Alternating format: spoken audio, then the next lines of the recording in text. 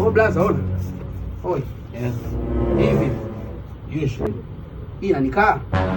Kwa sawa, rangi sana unyama. Ina inaonekana kama ina. Sasa umesikia? Ona. Hivi. Last. Kujaribia pale. Aenda kuuliza wewe ndio sababu wewe si ndio muuzaji. Wewe si ndio mhusika hapa. Mbona kama unaanza kufanya kazi? Wewe ndio niangalie. Wewe si mwanamume mwenzangu ni cheki hapa vipi? Ndio maana nakwambiaje?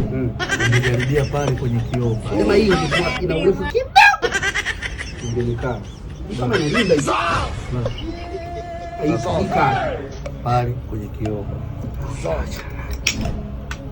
Maangusha mguu. Kwani una shida gani? Sikirudi hapa jamani. Kwa sababu wewe jongo ni nguo inachanika hiyo. Hii inaona ndogo hapa. Hivi.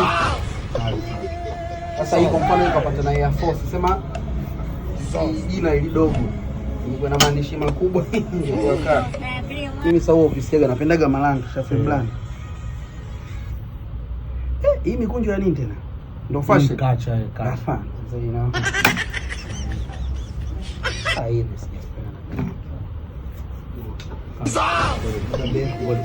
sema hii sasa hii hapa ona.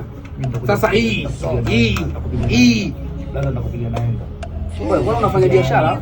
Nakwambia ukweli nitakupigia naenda. Wewe ndio Bei Kitonga? Wewe si mfanya kazi? Mimi Bei Kitonga namfahamu, huwa anakujaga hapa anachukua nguo kila siku. Wewe ni mfanya kazi mpya, unanijua mimi Shafi Brand. Unachukua kwa design hiyo? Yaani wewe inakuhusu nini? Mimi nachagua hapo. Wewe ishi ya alipia. Sasa ndio maana niko hapa blaza. Alipia. Vipi huyu? Hizo ninakufungia. Alipia.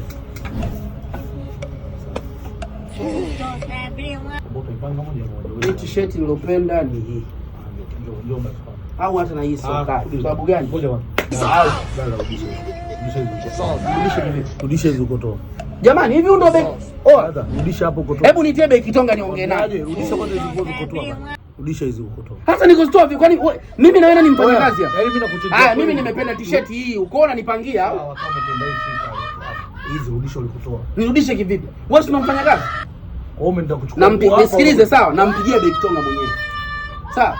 Nyinyi si vijana mko viburi. Wewe umetoka kijijini umekuja kupambana unafanya kazi, baada uwe chini unaanza kujikweza, si ndio? Wewe utanifanya nini mdogo wangu?